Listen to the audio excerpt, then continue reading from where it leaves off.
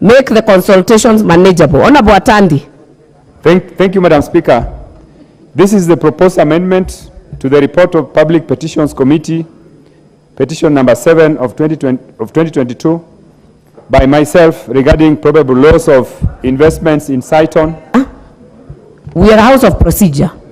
We have assented to you to move the motion, but kindly move the notice of the motion first, then you will move the motion. Okay. At the debate level, you will move the issues you are talking about now. Okay, thank you. So do it procedurally. Notice is given that the member for Alego Usonga intends to move the following amendment to the report of the public petitions. Do not say your name. We know your name. Please, please read. I beg to give notice of the motion in that order, the way it's written. Thank you.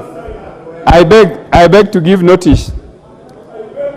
I beg to give notice to move the following amendment to the report of Public Petitions Committee regarding probable loss of investments in Saiton Hills Solutions Platform.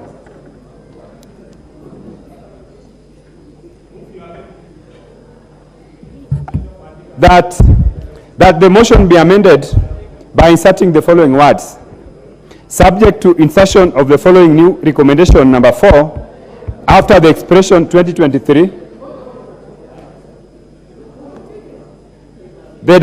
Number 1, the Directorate of Criminal Investigations undertakes thorough investigations on the matters listed here under within 90 days from the date of the adoption of the report. A, affairs of Saiton, particularly on matters raised in this petition, and prefer criminal prosecution against any person found culpable. B, the relationship between officials of Saiton and the Capital Markets Authority between the period 2015 and 2021. C, the business dealings of the 49 special purpose vehicles, including the assets and liabilities, if any. And D, the business dealings of Mr. Edwin Harold Dande, including his assets and liabilities. Number B, numbering paragraph 4, appearing on page 32 of the report, as paragraph 5. Wait, Honorable Atandi, what is out of order, Honorable Junet? Can't you move first the motion? Madam Speaker, I seek your guidance. Yeah. That we have a motion that is on the order paper, and Honorable Atandi is moving an amendment. Why can't we first move the motion, then the amendment can follow? Honorable Junet, you are totally out of order. This motion had been moved, but we have accepted, the Speaker has assented for an amendment of the motion, which is allowed, and that is what Honorable Atandi is moving. Move the amendment. I have already moved the amendment. I move.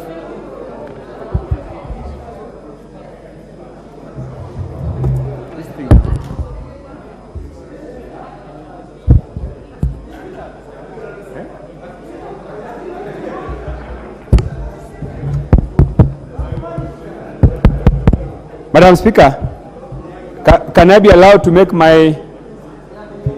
continue by making my presentation? Madam Speaker, thank you very much. Madam Speaker, as the person who presented this petition before this House, I would like to say that the committee has done a very good report in this petition. Madam Speaker, this petition was presented by 2 people, but when we went for public participation, more than 400 Kenyans appeared before the committee, and they were all enjoined in this petition because they were victims of this company. Madam Speaker, this is a company that continues to transact and to trade and to market its affairs. Madam Speaker, can you give me a better microphone? Madam Speaker, give me a better microphone. Clerk, Honorable Clerk, we are straining with the microphones. Members cannot hear. We need that fixed. The IT department fixed the microphones. They are not audible.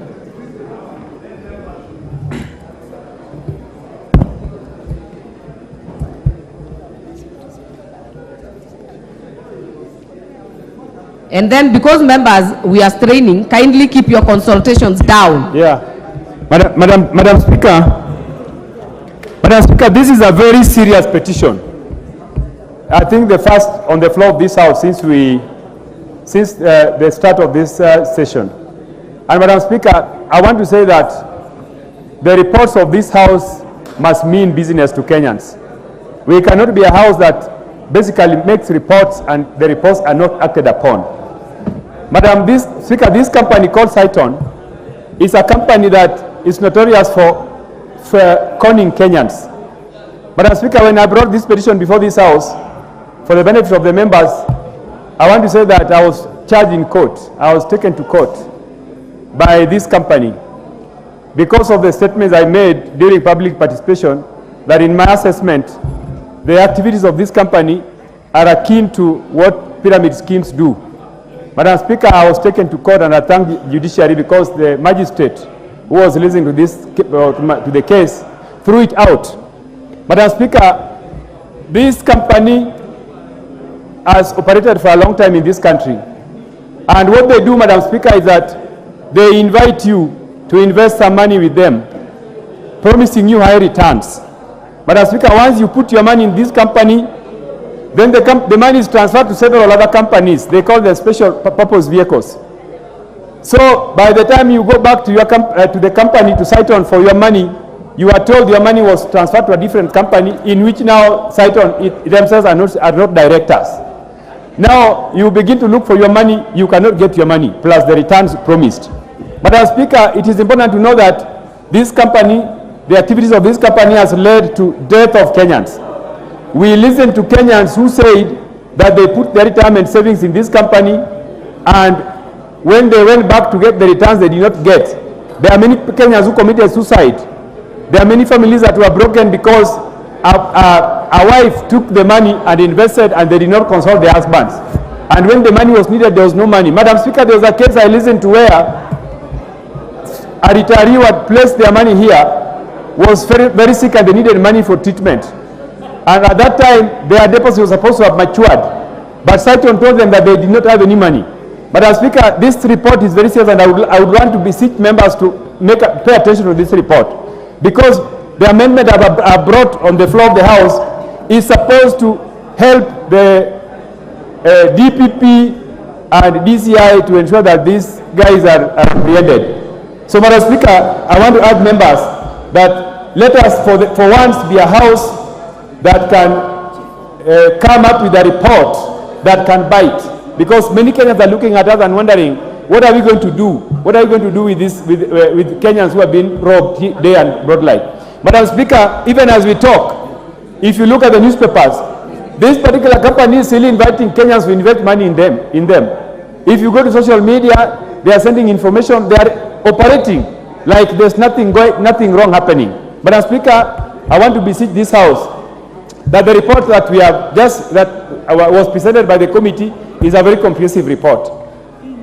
If this House adopts this report in totality, and we urge the implementation committee to ensure that this report is implemented, and the recommendations that have been put here, including pursuing the culprits, is indeed done, and we want to see people charged in court for hurting Kenyans, for robbing Kenyans.